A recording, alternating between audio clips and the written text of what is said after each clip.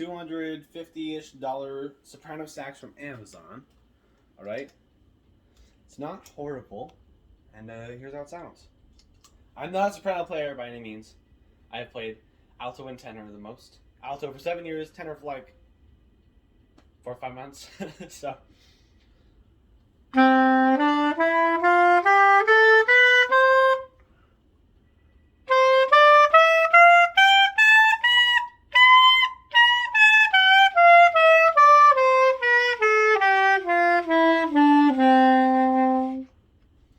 And lower register sound a little bit like this. I'll try it. That sounds very good.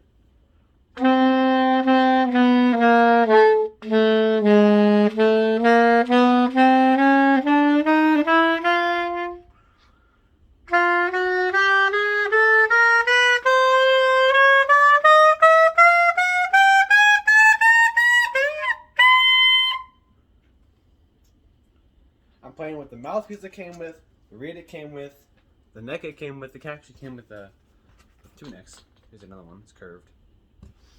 But yeah, look at that thing.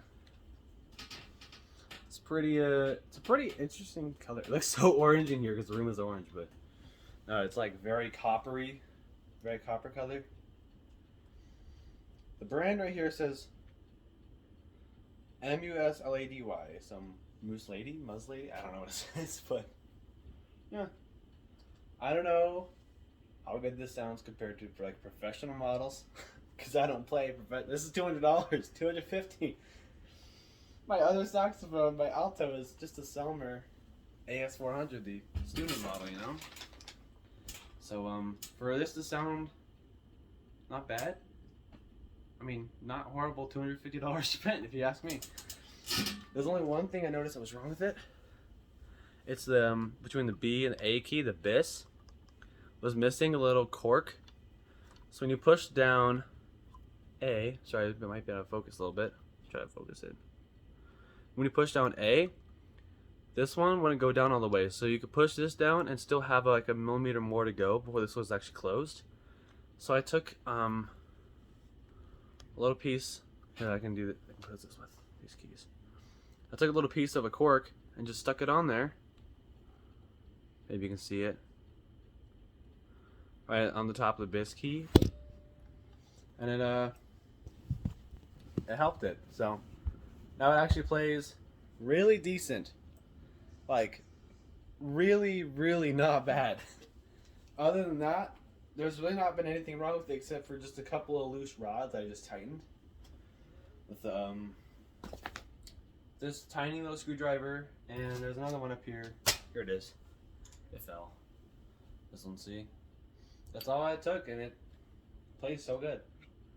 Okay, it plays good, not the player.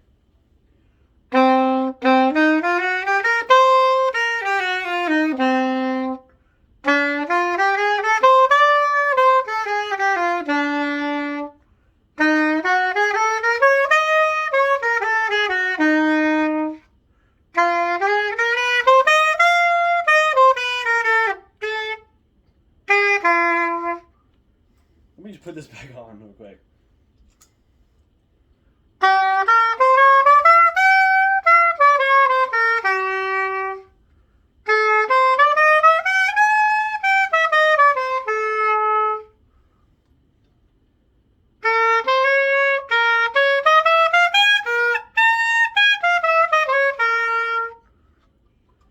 Something I've noticed I do is I'm still getting used to like the placement of keys and such. So when I go to push the octave button with the higher notes, there's less hands helping it. Less things holding down to support it, like if I was playing a D, all my fingers are down.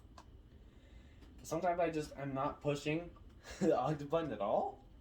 Like anytime I try the palm keys, which I'm not very good at yet because I just got this today in the mail. So anytime I try the palm keys, sometimes I'm just not pushing the button at all.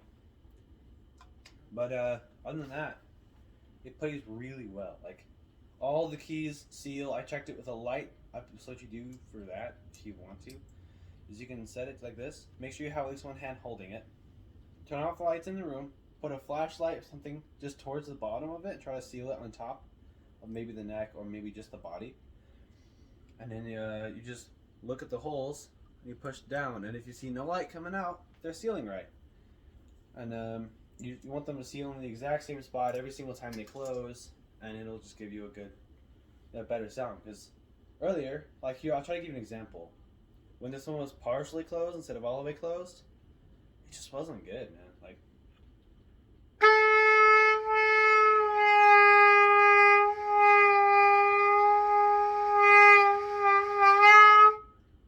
compared to like fully closed or not closed.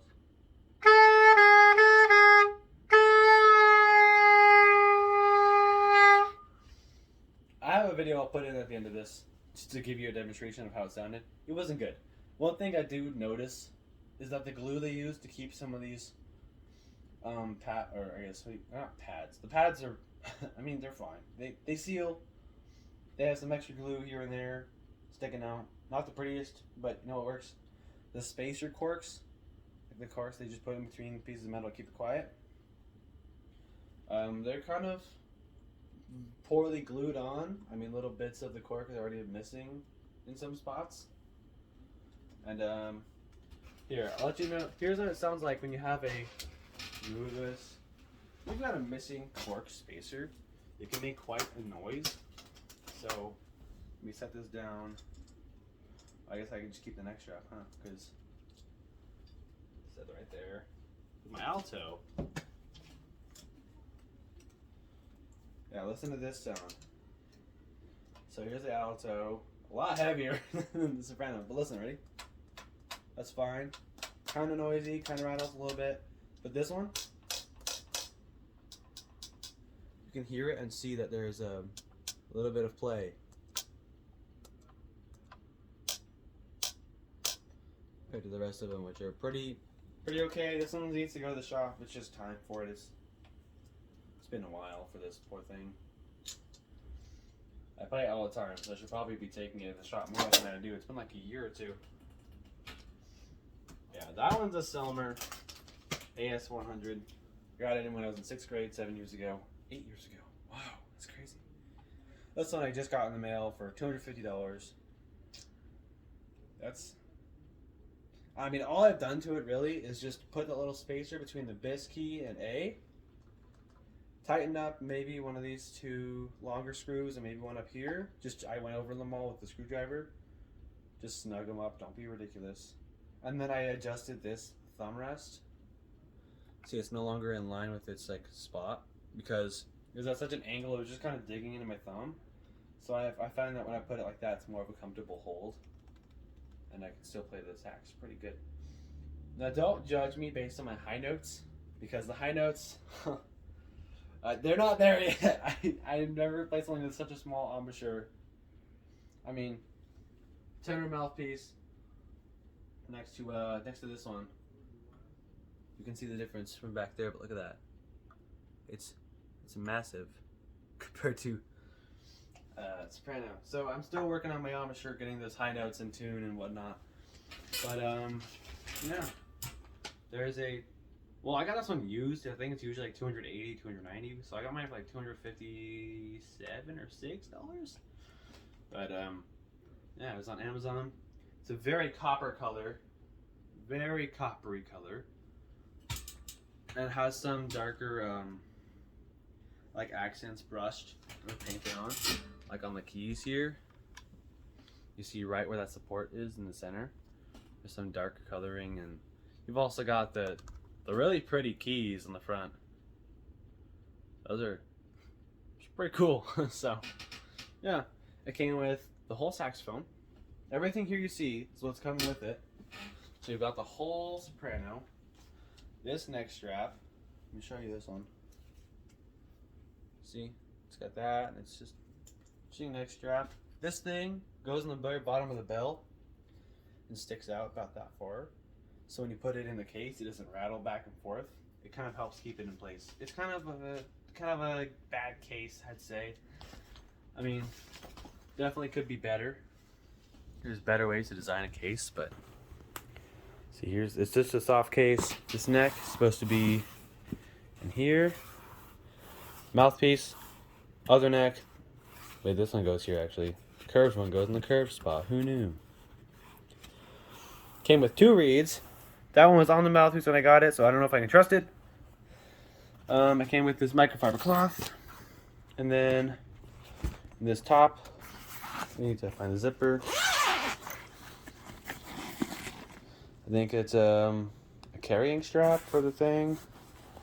Another neck strap, maybe. I haven't even looked at this thing yet. Looks like a neck strap, probably.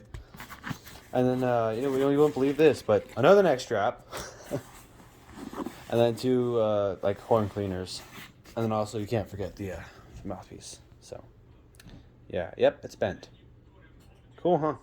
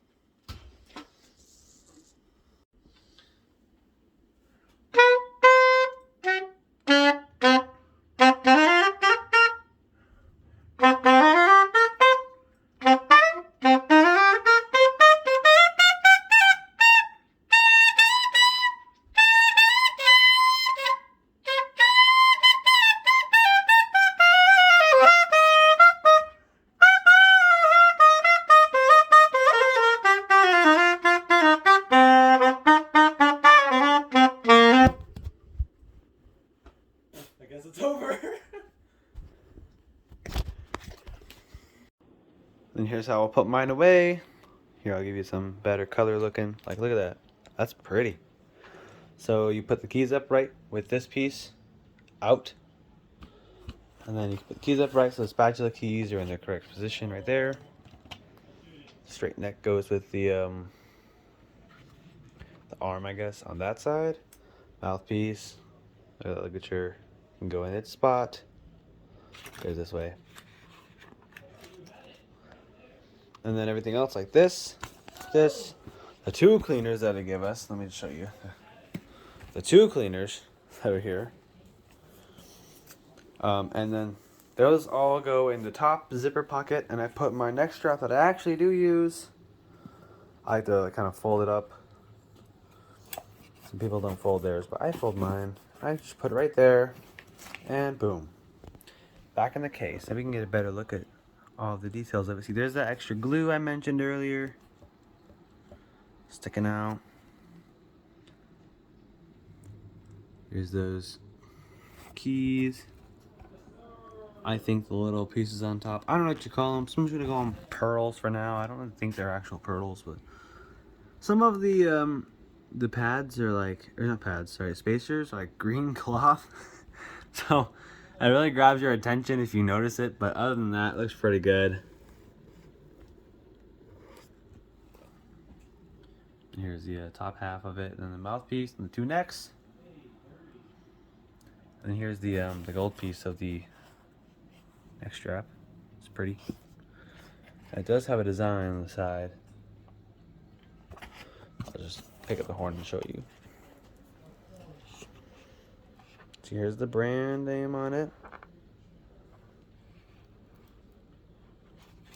Pretty cool. Way prettier in person, if you ask me. Like, seeing it here, it looks way better on camera. It looks just like the same color as a brand new copper penny. Like, super clean copper color. So you can tell now the closer I get to it. But yeah, it looks really cool. You can definitely tell it's just painted because you would look. There's still some gold. So I'm sure that'll wear off someday. But you know what? My Alto's already doing that. You can see it's so dirty, right? It's so awful. But right there, some of the colors come off. And let me show you this piece right here. The palm keys have some color wearing down. The octave button, yeah, just commonly used keys. Some color wearing off. That one, this palm key is a little starting to get discolored. I have drill sheets from our previous show still in here. And I can't play this one because I am out of reeds. I've used all the good ones and they're just kind of bad. This one's just kind of in there because it's dead. I don't even know why I still have it. I always play Boston Sax Shop 2.5s. Yeah, the only thing I've changed on this is I did get a Yamaha 4C at one point, but I decided I liked the stock mouthpiece more, so it's also pretty dirty. But this is just the stock mouthpiece. I say stock because I'm a car guy. This is the original mouthpiece, and then just some off-brand, like rubber. What do you even call the thing? I don't even know. I have no idea what to call it. Ligature, that's right. So yeah. And then here's the Yamaha. See? But I mostly play with that one. I like how it sounds. It just flows better, if you ask me. I just think it plays better. I don't know.